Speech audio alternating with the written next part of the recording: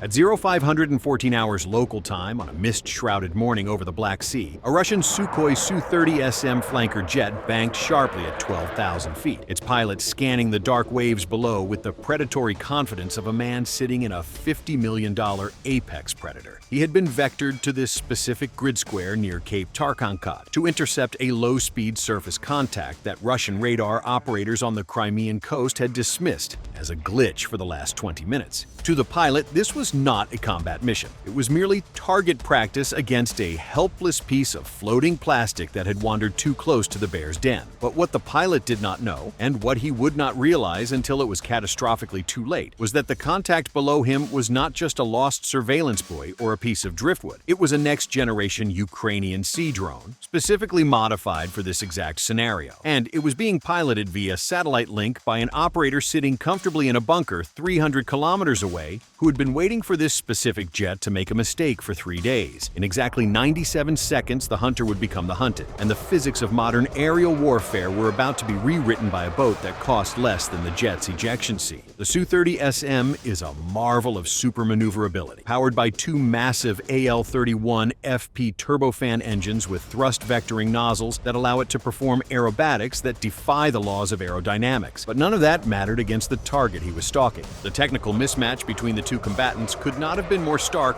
or more deceptive, as the Russian jet represented the pinnacle of Soviet-era heavy engineering while the drone was a masterpiece of garage-style innovation. The Su-30SM relied on its massive N011M bars passive electronically scanned array radar, a system designed to track multiple fighter jets at ranges exceeding 100 kilometers, but which struggled immensely to distinguish a small, composite-hulled boat from the cresting waves of the sea surface. The drone, likely a variant of the Magura Vi-5 or the Sea Baby, was constructed almost entirely from radar-absorbent composite materials that gave it a radar cross-section similar to a small floating bird. This meant that the Russian pilot could not simply lock on with a long-range radar-guided missile from a safe distance. Instead, he was forced to descend into the thicker, turbulent air near the surface to visually acquire the target and engage it with his 30mm G-31 autocannon. This was exactly what the Ukrainian operators wanted. They knew that forcing the jet down to 2,000 feet or lower stripped away its speed and altitude advantages,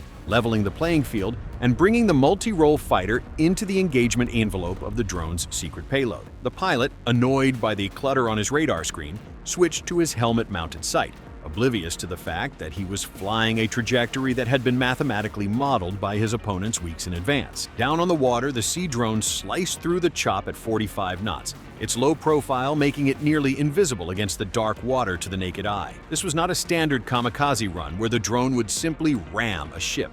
This was an air defense trap. The drone was equipped with a stabilized electro-optical sensor turret that was currently tracking the heat signature of the jet's massive engines against the cold dawn sky. The operator in the bunker watched the feed with a heart rate that remained remarkably calm, his hands resting on a controller that looked like it belonged to a video game console rather than a weapon of war. The video feed was transmitted via an encrypted Starlink terminal, a flat white dish integrated into the drone's hull that hopped frequencies thousands of times per second to punch through the heavy electronic jamming blanketing the sector. The Russian electronic warfare units on the coast were blasting static across the radio spectrum, trying to sever the link between the drone and its master. But the directional nature of the phased array antenna kept the connection alive, albeit with a latency of around 150 milliseconds. That split-second delay meant the operator had to anticipate the jet's movements rather than just react to them. As the roar of the jet's engines became audible over the drone's onboard hydrophones, the operator nudged the stick, executing a sudden erratic turn to the left, mimicking a panic maneuver to bait the pilot into a tighter, more aggressive turn. The Russian pilot took the bait with a predictability that bordered on professional negligence, rolling his massive aircraft inverted and pulling 4 Gs to bring his nose around for a gun run. At this altitude and speed, the Su-30SM burned fuel at a rate of 300 kilograms per minute, its engines screaming as they fought the thick, humid air of the marine boundary layer. The pilot armed his cannon, a weapon capable of spitting out 1,500 rounds per minute of high-explosive incendiary shells. Each shell weighed nearly 400 grams and traveled at a muzzle velocity of 860 meters per second. A single hit would turn the fiberglass drone into a cloud of splinters and burning lithium-ion batteries. But hitting a maneuvering boat that is only 5 meters long while flying at 600 kilometers per hour is exponentially more difficult than it looks in movies. The pilot had to account for the depression angle of the gun, the lead time of the bullets, and the erratic, wave-influenced movement of the target. He squeezed the trigger for a half-second burst, sending a stream of tracers tearing up the water 10 meters behind the drone. The spray of water from the missed shots washed over the drone's camera lens, momentarily blinding the operator, but the psychological effect was achieved.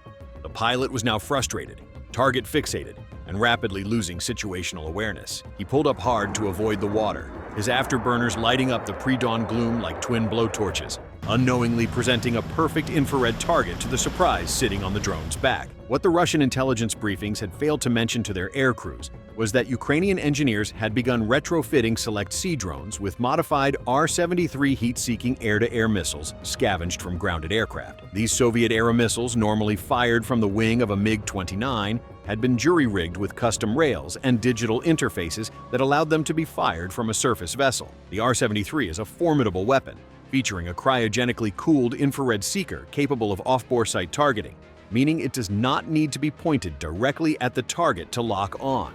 It steers itself with thrust vectoring paddles in its exhaust, allowing it to pull turns of up to 40 Gs, 10 times what the human body can withstand. As the Russian jet climbed away from its failed strafing run, it was essentially a massive heat source climbing against a cold background, the perfect thermal contrast for the missile's seeker head. The drone operator, seeing the jet's glowing exhaust nozzles on his thermal monitor, flipped a safety toggle on his console. A tone in his headset changed from a low growl to a high-pitched scream, indicating that the missile's seeker had achieved a solid lock on the starboard engine of the fleeing fighter. The trap was sprung, but the physics of firing an air-to-air missile from a bouncing boat added a layer of chaos that no simulation could fully predict.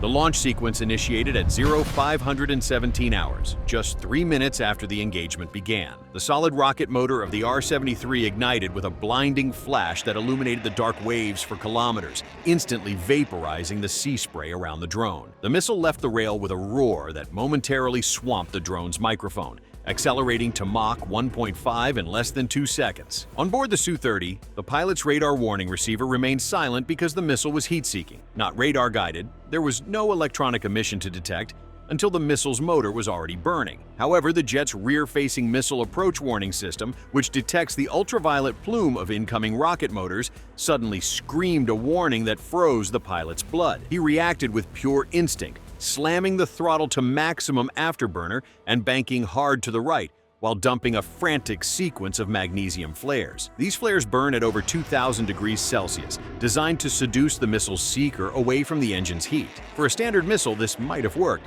but the R-73 has a two-color infrared seeker designed specifically to distinguish between the steady heat of an engine and the flickering intensity of a flare. The missile ignored the decoys, its guidance fins twitching rapidly as it calculated the intercept point, closing the distance at 600 meters per second. The Russian pilot, realizing the flares had failed, attempted a desperate high-G barrel roll, a maneuver designed to maximize the angular change relative to the missile, hoping to exceed the weapon's turning capability. The heavy fighter groaned under the aerodynamic stress, its wingtips flexing visibly. But physics is a cruel mistress.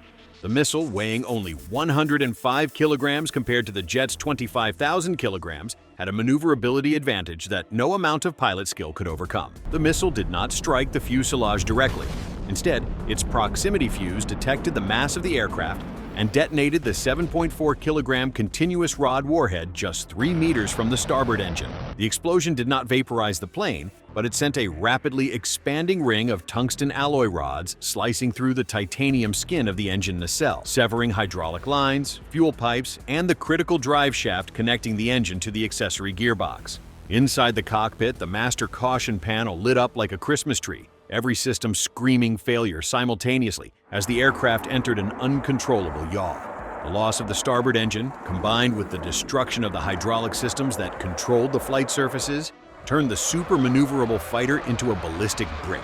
The pilot fought the stick with the desperation of a man who knows he has seconds to live, but the fly-by-wire system had lost its redundancy. The jet rolled inverted, the horizon spinning dizzyingly in the canopy. At 3,000 feet and falling, there was no altitude left to recover. The pilot reached between his legs and pulled the ejection handle, triggering a sequence of pyrotechnic charges that blew the canopy away and rocketed his K-36DM ejection seat out of the burning airframe. A moment later, the $50 million aircraft slammed into the Black Sea at nearly supersonic speed, the impact creating a massive geyser of water and debris that was visible for miles. The drone operator, watching the splashdown on his grainy monitor, did not cheer. He simply logged the timestamp and began the procedure to guide the drone back to base. This was not just a victory, it was a paradigm shift. For the first time in history, a cheap, unmanned boat had swatted a modern fighter jet out of the sky, proving that the era of uncontested air dominance was over. But as the parachute of the Russian pilot drifted slowly toward the cold water, a new set of problems was just beginning to unfold for the rescue teams scrambling from Sevastopol. At 0532 hours, the strategic situation shifted from a localized air defense incident to a frantic search and rescue operation that would compound the morning's disaster. Russian command at the Belbek Air Base, having watched their primary air superiority fighter disappear from radar screens, immediately scrambled a combat search and rescue package consisting of two Mi-8 AMTS Terminator assault helicopters and a Raptor-class patrol boat. The Mi-8 is a legendary workhorse, a 12-ton beast armored with titanium plating around the cockpit and redundant systems designed to take punishment that would ground lesser machines. However, sending a helicopter into a zone where a jet had just been shot down by an unknown surface-to-air threat is a decision fraught with extreme risk. The pilots flew low, skimming just 10 meters above the waves to mask their radar signature, their eyes glued to the water looking for the green dye marker and the tiny orange life raft of the downed airmen. The rotor wash from the massive 5-bladed main rotors whipped the sea into a frenzy of white foam, creating a distinct acoustic signature that traveled underwater for kilometers. To the passive sonar sensors of a second Ukrainian sea drone drifting silently 3 kilometers to the south, the approaching rescue team sounded less like a military operation and more like a dinner bell ringing in an empty house. This second drone was not the anti-air variant that had swatted the jet. It was a heavy strike configuration loaded with 450 kilograms of high explosives. It had been lying in wait, utilizing a tactic known as sleeping mode, where all active systems except for a passive hydrophone and a wake-up timer are powered down to conserve battery life and eliminate electronic emissions. This made it virtually undetectable to the electronic support measures on the Russian helicopters, which were blasting the spectrum with broadband jamming in a futile attempt to suppress a threat they couldn't see. When the acoustic signature of the rescue operation crossed a preset decibel threshold, the drone's onboard processor woke up the main systems. The operator, now drinking his second cup of coffee in the bunker, saw the telemetry light up green. The rescue operation had unknowingly entered a pre-planned kill box. The Russians were operating under the assumption that the area was sanitized, but in modern naval warfare, safe zones are a myth. The operator engaged the electric propulsion system, bringing the drone up to 30 knots, and steered a collision course toward the chaotic scene where the Raptor patrol boat was slowing down to fish the pilot out of the water. The Raptor-class patrol boat is a fast, maneuverable vessel designed for special operations and coastal patrols, capable of reaching speeds of 48 knots thanks to its water jet propulsion system. It is armed with a remote-controlled 14.5mm machine gun turret and features armored glass capable of stopping small arms fire. However, its hull is made of aluminum alloy, a material chosen for lightness rather than survivability against heavy anti-ship weapons. As the boat idled near the pilot's life raft, the crew was focused entirely on the recovery, their situational awareness narrowing to the few meters of water around the survivor. They failed to notice the low-profile wedge of the sea drone approaching from their stern blind spot, masked by the noise of the hovering helicopters and the choppy wake. It was only when the drone was 400 meters out that a sharp-eyed door gunner on the circling Mi-8 spotted the wake and screamed a warning over the radio.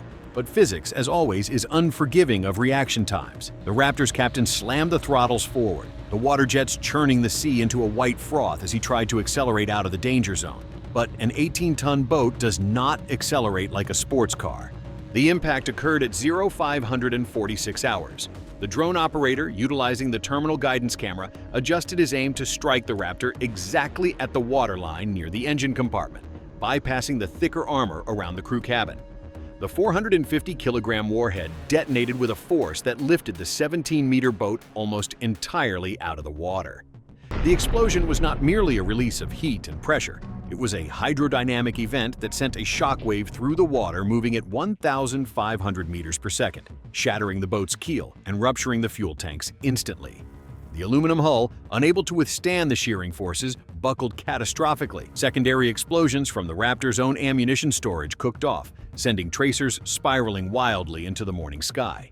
The hovering Mi-8, caught in the sudden updraft of heat and debris, was forced to pull collective hard and bank away to avoid shrapnel ingestion into its engine intakes. The rescue mission had just become a mass casualty event. The Russian pilot, who had been seconds away from salvation, was now bobbing in oil-slicked water, watching his ride home burn to the waterline.